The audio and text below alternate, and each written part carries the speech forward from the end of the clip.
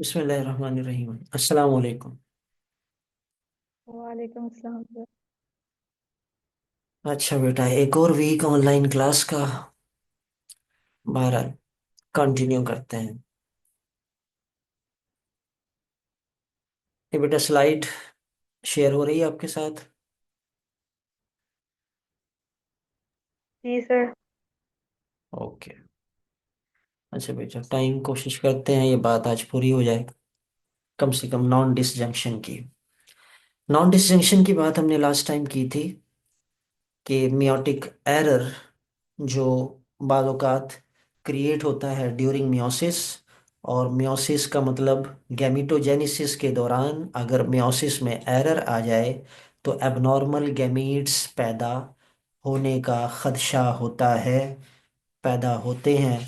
और अगर abnormal gamete पैदा हों तो ज़्यादातर केसेस कौन से बनते हैं, और उनमें उनका फिर फाइनल अगर कोई बीमारी उसके नतीजे में पैदा होती है तो उन केसेस को ज़रा हमने एक नज़र डिस्कस करना है। तो बात हम शुरू करते हैं मियोटिक एरर नॉन डिसजंक्शन।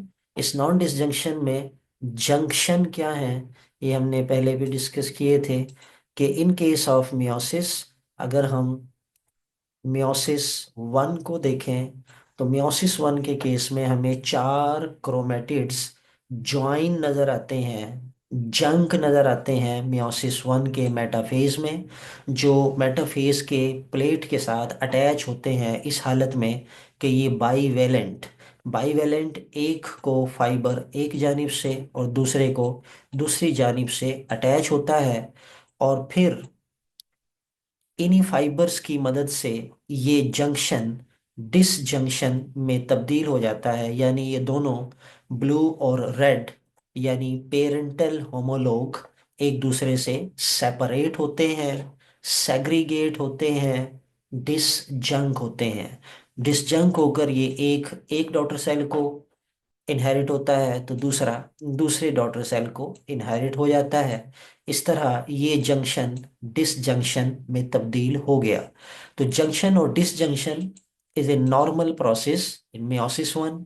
इसी तरह मियोसिस टू के अंदर यही क्रोमोसोम जो फर्स्ट मियोटिक डिवीजन के नतीजे में पैदा हुआ है, ये क्रोमोसोम फॉर एग्जांपल ये सेकंड मियोटिक डिवीजन में तकसीम होगा।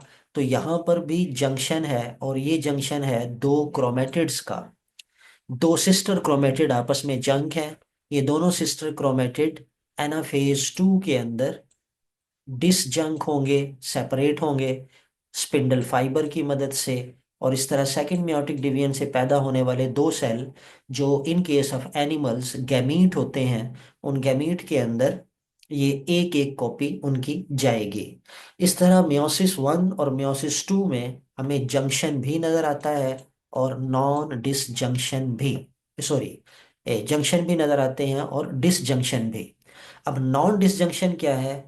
नॉन डिसजंक्शन दरअसल इस डिसजंक्शन का ना होना नॉन डिसजंक्शन है। यानी नॉर्मली जो क्रोमोसोम बिहेव करते हैं कि वो इकट्ठे होते हैं और इकट्ठे होने के बाद तकसीम हो जाते हैं। तो अगर वो तकसीम ना हो सकें डॉटर सेल के अंदर, अगर वो तकसीम ना हो सकें तो नतीजा खतरनाक निकल सकता है। इसको हम नॉन डिसजंक्शन कहते हैं। अब नताइज क्या निकलते हैं ये आगे हम बात करते हैं।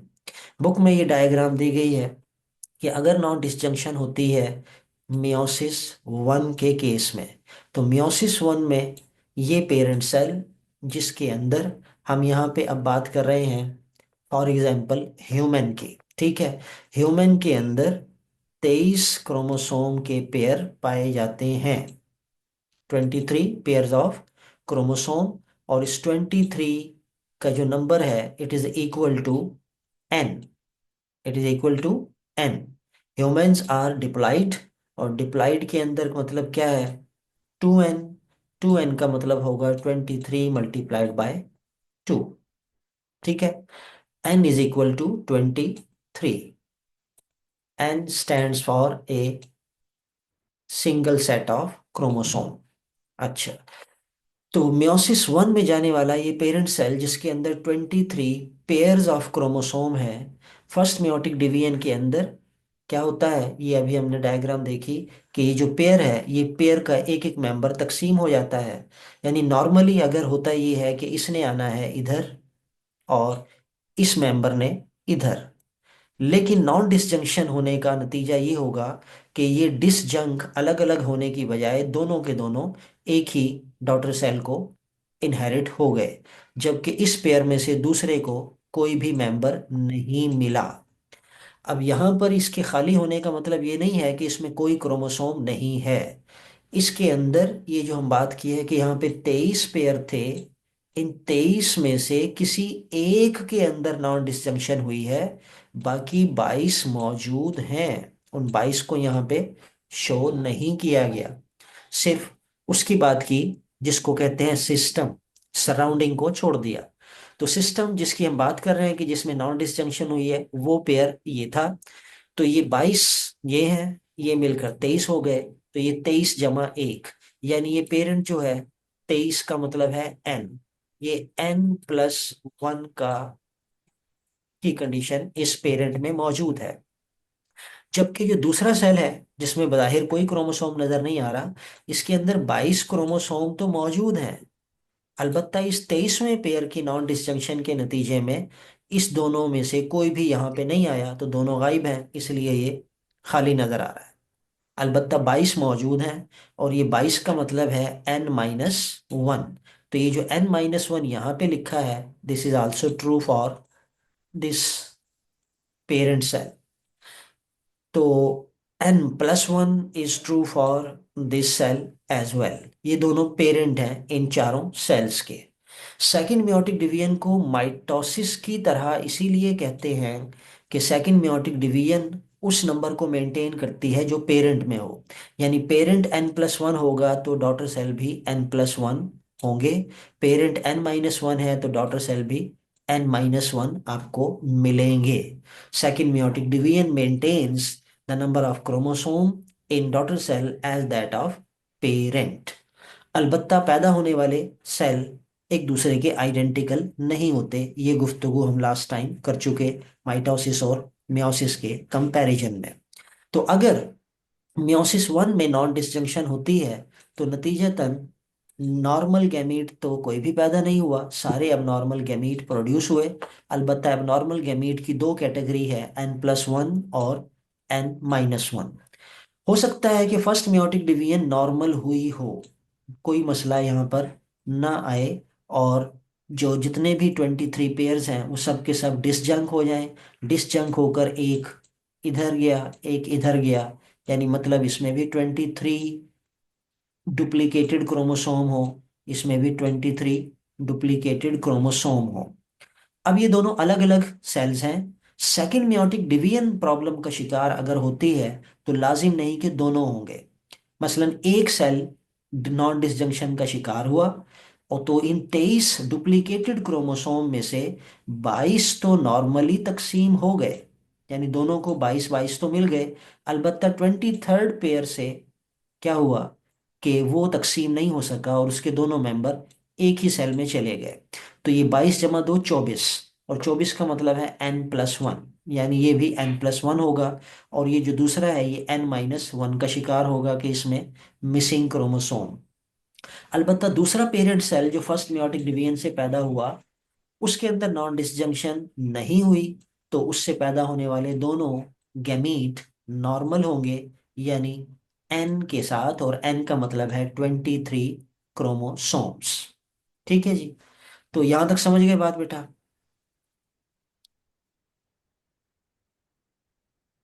जी sir. Okay.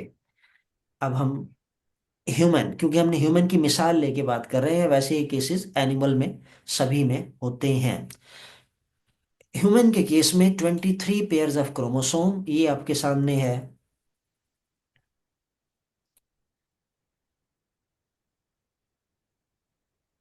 Human karyotype, human karyotype मतलब एक ह्यूमन सेल के अंदर पाए जाने वाले 23 क्रोमोसोम।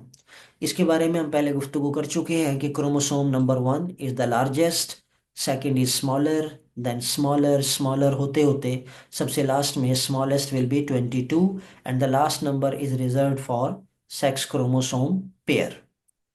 तो ये सेक्स क्रोमोसोम पेयर के अलावा 1 से लेके 22 तक ये सारे के सारे जो हैं ये सब कहलाते हैं ऑटोसोम्स। ऑटोसोम्स, ठीक है। ये सारे ऑटोसोम्स हैं और ये है सेक्स क्रोमोसोम का पेयर। अब नॉन डिसजंक्शन के केसेस को अगर हम देखें तो non disjunction can take place in any chromosome pair. 23 में से किसी भी पेयर में नॉन डिसजंक्शन मुमकिन है, और ना सिर्फ मुमकिन है बल्कि होती भी है।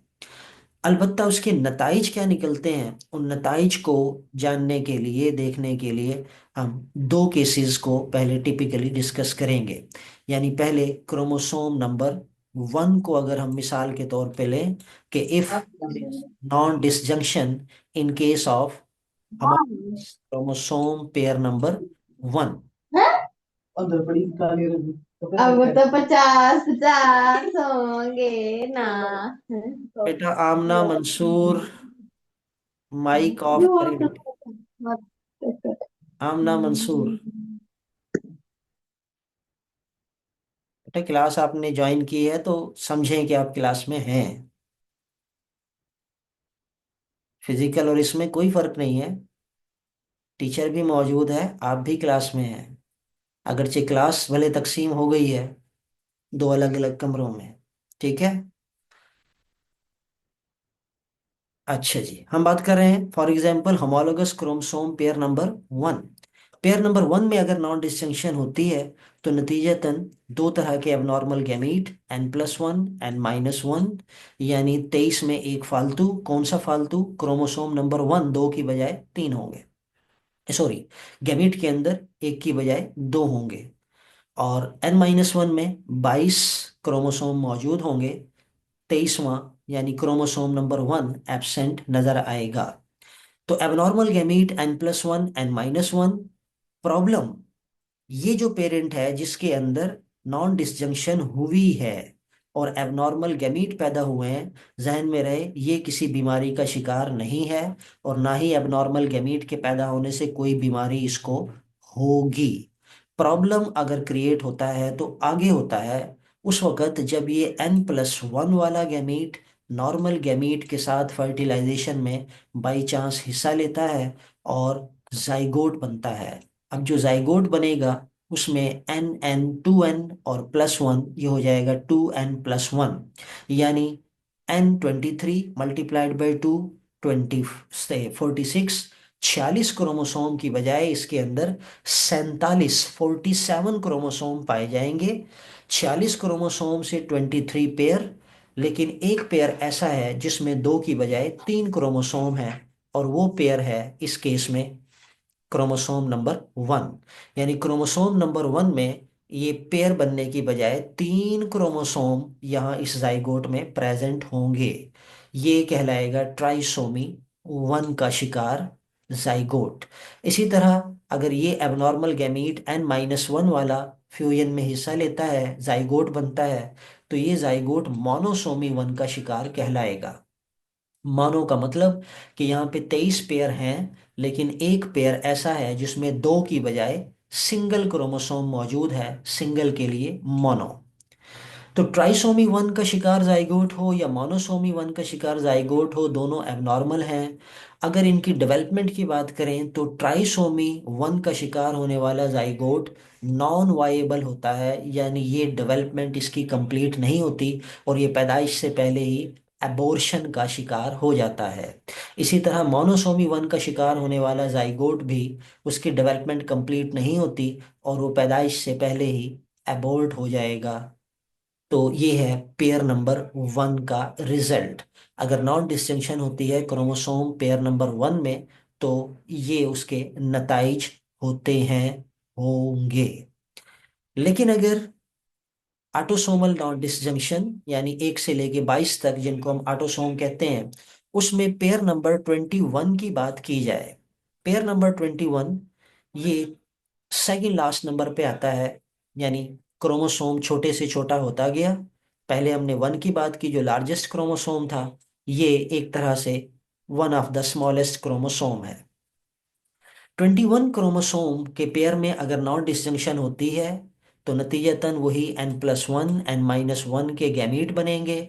n+1 का गैमीट अगर फर्टिलाइजेशन में हिस्सा लेता है तो 2n+1 का केस होगा। अब ये ट्राइसोमी 1 नहीं कहलाएगी। यहां पे हम नंबर इस्तेमाल करेंगे उस क्रोमोसोम पेयर का जिसमें नॉन डिसजंक्शन हुई है। तो इसे कहा जाएगा ट्राइसोमी 21। ट्राइसोमी 21। इसी तरह n-1 वाला गैमीट अगर फर्टिलाइजेशन में हिस्सा लेता है तो ये 2n-1 का केस होगा। तो ये मोनोसोमी 1 नहीं कहलाएगी कि किसी एक में, नो।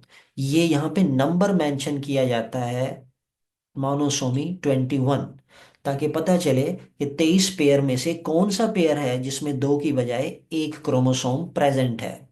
तो ट्राइसोमी 21 और ट्राइमानोसोमी 21, इन दोनों केसेस में जाइगोट एबनॉर्मल नंबर के साथ है।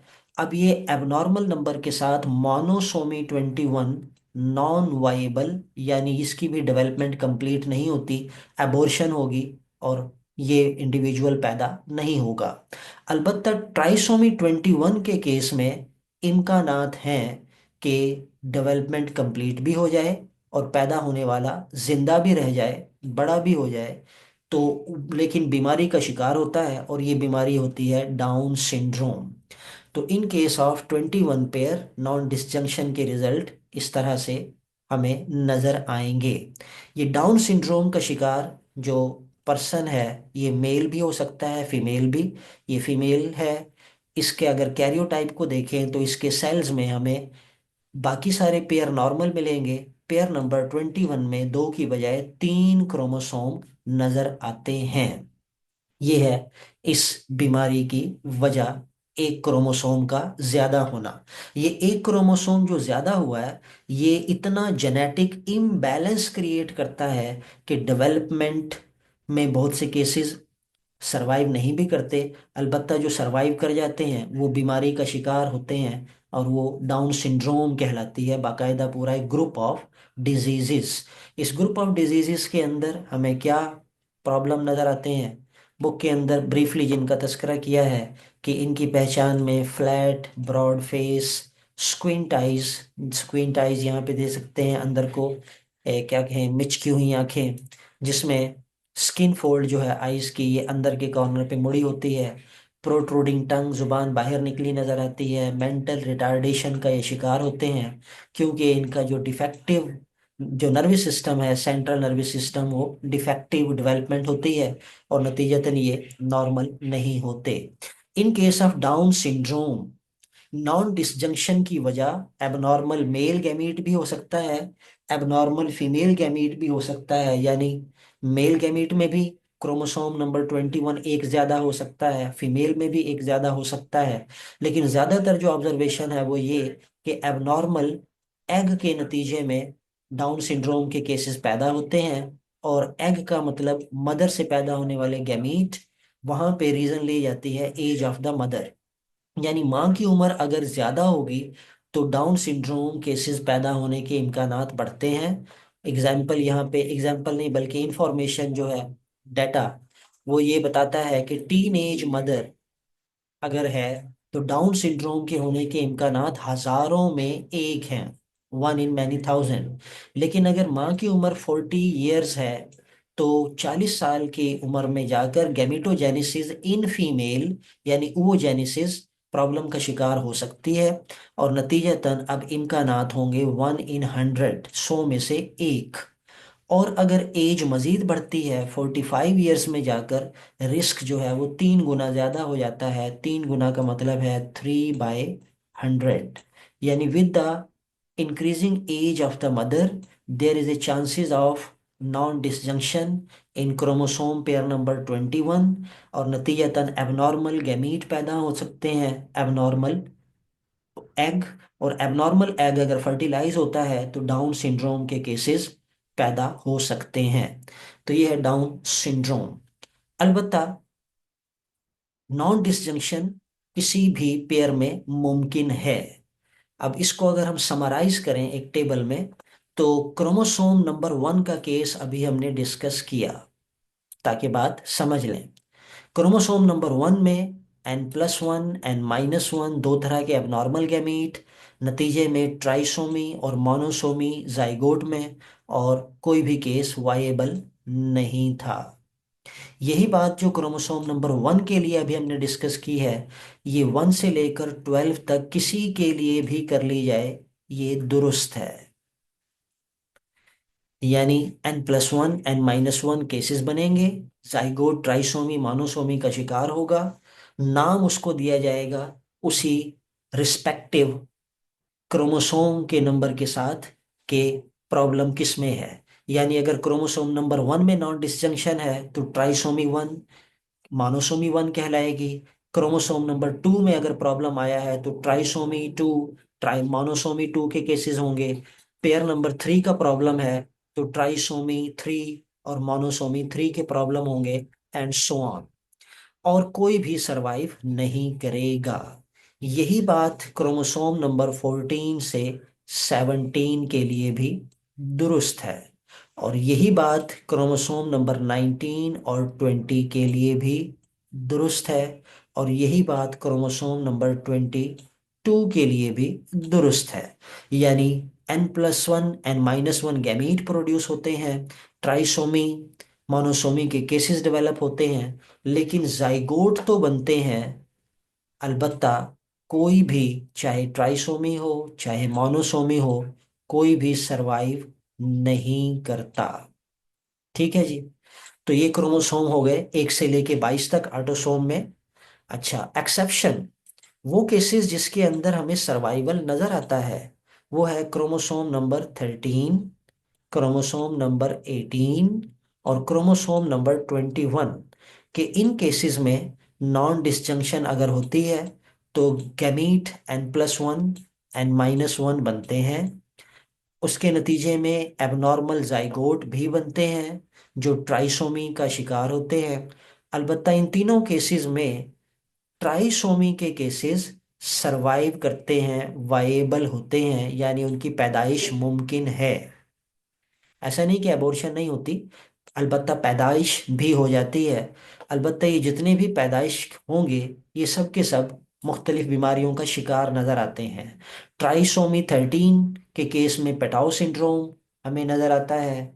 ट्राइसोमी 18 का शिकार एडवर्ड सिंड्रोम की बीमारी उसमें मिलती है। और ट्राइसोमी 21 जिस इंडिविजुअल में पाया जाता है, उसके अंदर डाउन सिंड्रोम का हमें मसला नजर आता है। अलबत्ता यहाँ पे एक पॉइंट जो नोट करने का है कि क्रोमोसोम नंबर 1 से लेकर 22 तक, 1 से लेकर 22 तक जितने भी मोनोसोमी के केसेस हैं, वो मोनोसोमी 1 हो, मोनोसोमी 2 हो, मोनोसोमी 3 4 5, चाहे मोनोसोमी 21 हो, मोनोसोमी 18 हो या मोनोसोमी 13 हो, इनमें से कोई भी सरवाइव नहीं करता। अगर सर्वाइवल है तो ट्राइसोमी का है, मोनोसोमी का कोई केस 1 से लेके 22 तक सरवाइव नहीं करता। तो ये है एक समरी कि नॉन डिसजंक्शन किसी भी पेयर में हो सकती है, और किसी भी पेयर में होने के नताइज ये आपके सामने है। अलबत्ता 1 से लेके 22 तक जितने भी मोनोसोमिक जाइगोट बनेंगे, कोई भी सरवाइव नहीं करेगा। 1 से लेके 22 तक ट्राइसोमी के जितने केसेस बनेंगे, उनमें 13 18 और 21 they can survive, but they will suffer from different problems, Patau syndrome, Edward syndrome and Down syndrome. Down syndrome इनमें सबसे ज्यादा नजर आता है, जो जिंदा रहता है। वजह उसकी ये है कि डाउन सिंड्रोम में प्रॉब्लम सबसे कम है, इसलिए ये हमें केसेस ज्यादा देखने को मिलते हैं। पेटाउ सिंड्रोम और एडवर्ड सिंड्रोम से जो प्रॉब्लम पैदा होते हैं वो इतने शदीद होते हैं कि अगर कोई पैदा हो भी जाए तो कह लें कि अल्लाह ताला महफूज रखे, कि ऐसी बीमारियां हैं कि बच्चा ज़्यादा सरवाइव करता नहीं, और उसको देखकर ही ऐसा लगता है कि शायद ये कुदरत की तरफ से इनाम नहीं बल्कि कोई सज़ा दी गई है। आप देखना चाहें तो मैंने फकत आपके ऑब्जर्वेशन के लिए, क्योंकि एक जनरल बिलीफ बाज़ औक़ात बहुत से लिए जाते हैं, वो बिलीफ कितने ठीक हैं कितने गलत हैं वो अपनी जगह पर, बुक ने पेटाओ सिंड्रोम और एडवर्ड सिंड्रोम के केसेस को डिस्क्राइब नहीं किया। फकत आपकी इंफॉर्मेशन के लिए, ये ये है पेटाओ सिंड्रोम का शिकार पर्सन जो डाउन सिंड्रोम से ज़्यादा प्रॉब्लम में होता है। ये बहुत सारे प्रॉब्लम यहाँ पे स्केच हैं, ठीक है, ये लिखे हुए हैं, आप इसको रिवाइंड करके देख लीजिएगा पढ़ना चाहें तो। लेकिन इस बच्चे पे ज़रा गौर करें कि ये पैदा होने वाला बच्चा कितने प्रॉब्लम का शिकार है, ठीक है। इसी तरह इवन एडवर्ड सिंड्रोम का शिकार जो होते हैं वो बच्चे भी बहुत से प्रॉब्लम्स का शिकार होते हैं, और ये उनमें से एक केस है। तो इवन बच्चे ऐसे पैदा होते हैं कि बाद औक़ात अखबारों में खबर इस किस्म की लग जाती है कि जनाब एक अजीबुल खलकत बच्चा पैदा हुआ है और वगैरह वगैरह, वो अल्लाह ताला रहम करे। लेकिन ये पेटाओ और एडवर्ड, बहरहाल बच्चे पैदा हो सकते हैं, बड़े भी होने के इम्कानात उनके कम होते हैं। अलबत्ता सबसे ज़्यादा जो चांसेस हैं कि नियर टू नॉर्मल, यानी बाकियों के मुकाबले में कम से कम प्रॉब्लम हो, वो डाउन सिंड्रोम है। तो डाउन सिंड्रोम के केसेस सबसे ज़्यादा नज़र आते हैं। अच्छा, ये तो थे ऑटोसोमल नॉन डिसजंक्शन का रिजल्ट। सेक्स क्रोमोसोम्स जो पेयर नंबर 23 है, उसमें नॉन डिस्टिंक्शन का नतीजा क्या होगा। हमारा हम बात कर रहे हैं यहाँ पे होमोलोगस पेयर नंबर 23, और फॉर एग्जांपल बात कर रहे हैं in case of human male. Human male में 23rd पेयर एक एक्स और एक वाई पर मुश्तमिल होता है। ये एक्स और वाई क्रोमोसोम, इनमें अगर नॉन डिस्जंक्शन हो तो उसके नतीजे में भी n+1 n-1 केसेस बनेंगे। मेल के अंदर गैमीट दो तरह के होते हैं, एक्स के साथ या वाई के साथ। अब अगर एक फालतू होगा तो वो डबल एक्स भी हो सकता है, वो एक्स वाई भी हो सकता है, वो वाई वाई भी हो सकता है। अलबत्ता -1 का मतलब होगा कि सेक्स क्रोमोसोम में से ना तो एक्स मौजूद है ना ही वाई मौजूद है। तो ऐसा गैमीट जिसमें कोई सेक्स क्रोमोसोम मौजूद ही ना हो, ना एक्स हो ना वाई हो, तो ऐसे गैमीट को नल्लो गैमीट कहा जाता है। यानी ऑटोसोम तो सारे मौजूद है, लेकिन सेक्स क्रोमोसोम में से कोई भी पार्टनर मौजूद नहीं है। ये गैमीट्स भी फर्टिलाइजेशन में हिस्सा लेते हैं तो एबनॉर्मल जाइगोट बनेंगे।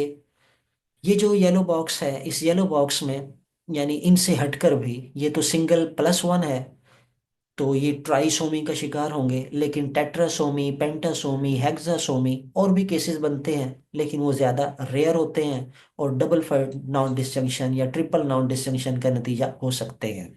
बहरहाल हम सिंपल जो केसेस हैं बुक के अंदर, उन एग्जांपल्स को ज़रा एक नज़र देख लें।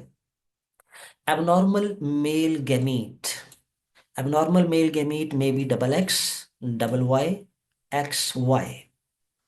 Abnormal male gamete double X हो सकता है, डबल वाई या एक्स वाई हो सकता है, या नलो गैमीट जो अभी हमने बात की। अब अगर दूसरी तरफ से गैमीट नॉर्मल है, तो यानी फीमेल गैमीट जितने भी होते हैं वो एक्स के साथ नॉर्मल होते हैं।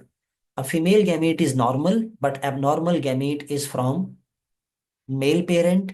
तो नताइज क्या हो सकते हैं बनने वाले जाइगोट में, दो एक्स मेल से एक एक्स फीमेल से, तो ट्रिपल एक्स की कंडीशन जनरेट होगी जाइगोट में। अब ये जाइगोट ट्राइसोमी का शिकार है, अलबत्ता डेवलपमेंट होती है और फीमेल पैदा होगी जो मेटा फीमेल सिंड्रोम का शिकार नजर आएगी।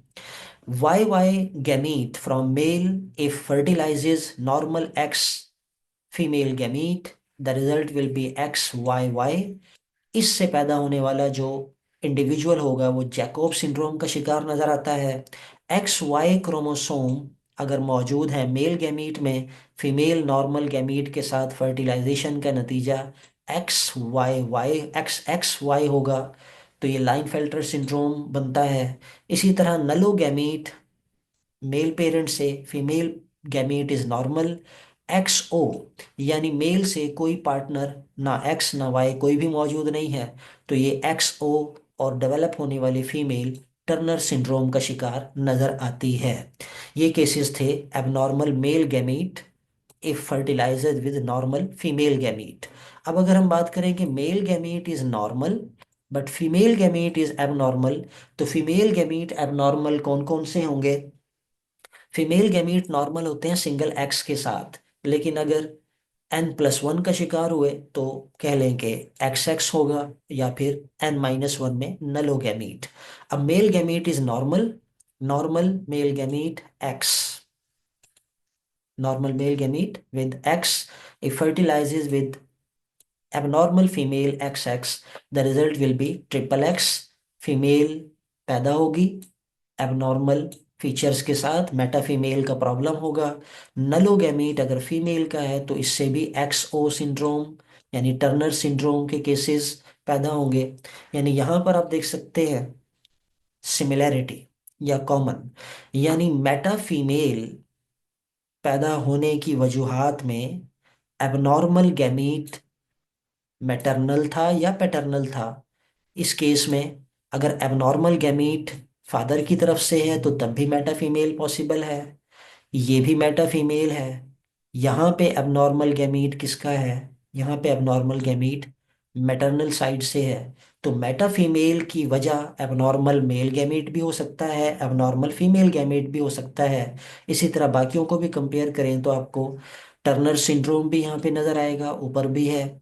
इसी तरह male gamete normal but abnormal female gamete के नतीजे में XXY लाइनफेल्टर सिंड्रोम जो ऊपर भी है।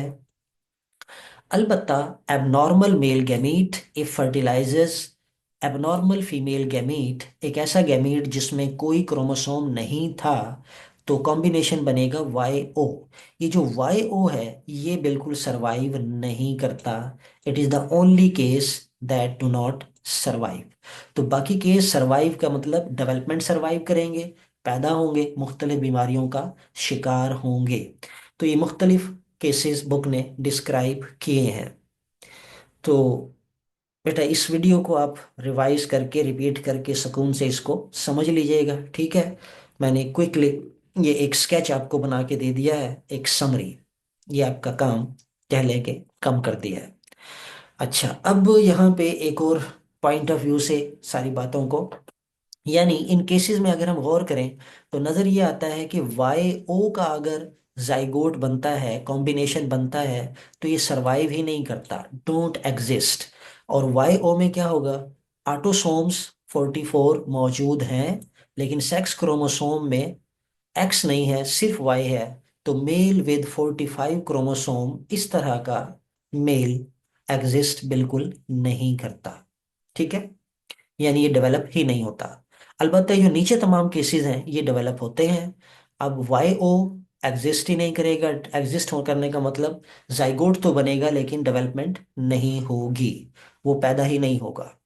अलबत्ता XO का केस सरवाइव करता है बाकायदा, ये प्रोड्यूस होते हैं इंडिविजुअल, और इनकी अपीयरेंस क्या होती है? फीमेल, क्योंकि नॉर्मल फीमेल होती है XX के साथ, नॉर्मल फीमेल XX है, तो ये फीमेल अपीयरेंस है, तो इसे कहेंगे मिसिंग एक्स का problem, a female with missing x. तो टर्नर सिंड्रोम का शिकार ये फीमेल नजर आएगी। अगर ट्रिपल एक्स की कंडीशन होती है तो ये मेटा फीमेल है, ये भी फीमेल बॉडी है, ठीक है? अलबत्ता नॉर्मल के मुकाबले में इसमें एक क्रोमोसोम ज्यादा है, तो ये मिसिंग एक्स का था केस, और ये एक्स्ट्रा एक्स का केस कहलाएगा, meta female. Normal male XY होता है, अलबत्ता एक एक्स की बजाय दो एक्स हो जाए तो ये एक्स्ट्रा एक्स का केस होगा, एक्स्ट्रा एक्स, और बनेगा ऑटोसोम 44 एटोसोम।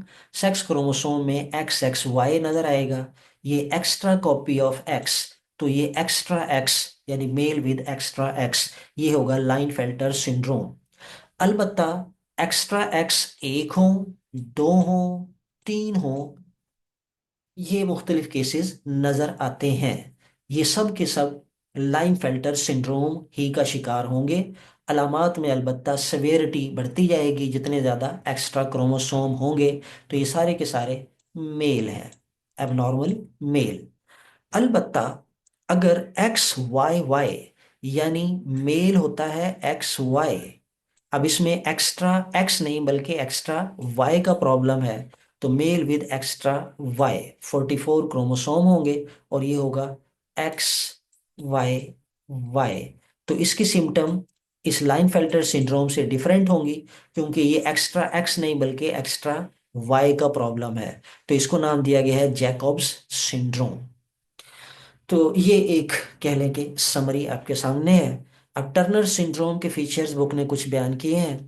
तो टर्नर सिंड्रोम के केस में affected individuals have missing x chromosome का ये प्रॉब्लम कहलाता है। मिसिंग एक्स का मतलब कि 44 के साथ सिंगल एक्स मौजूद है, 45 क्रोमोसोम है।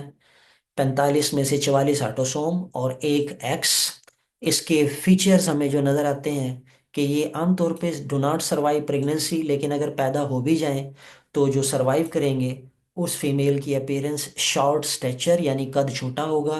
वेब्ड नेक, वेब्ड नेक ये आप देख सकते हैं कि नेक इस तरह से कंधे से जुड़ी नजर आती है, तो ये वेब्ड नेक कहलाती है।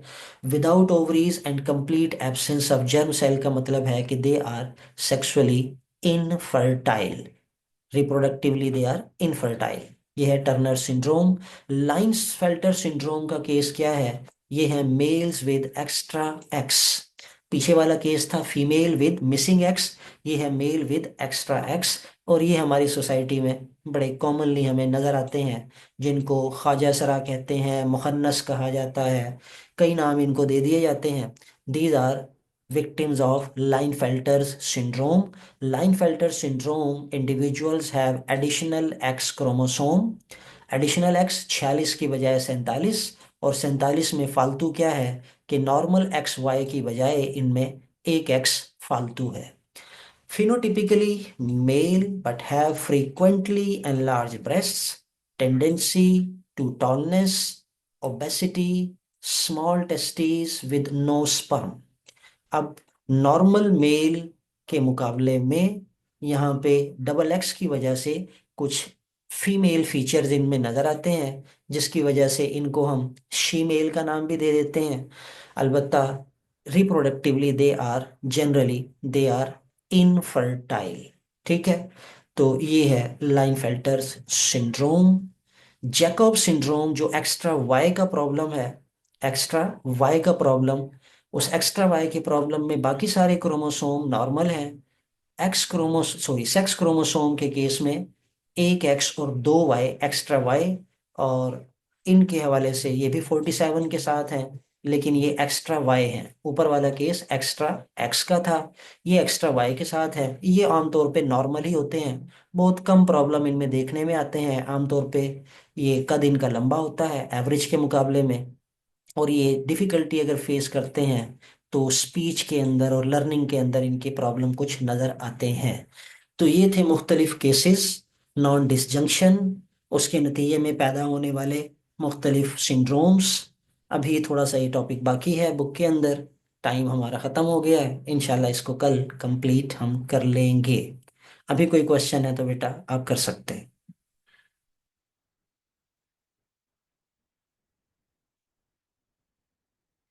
तो बेटा लेक्चर रिपीट नहीं होंगे, ये जो वीडियो शेयर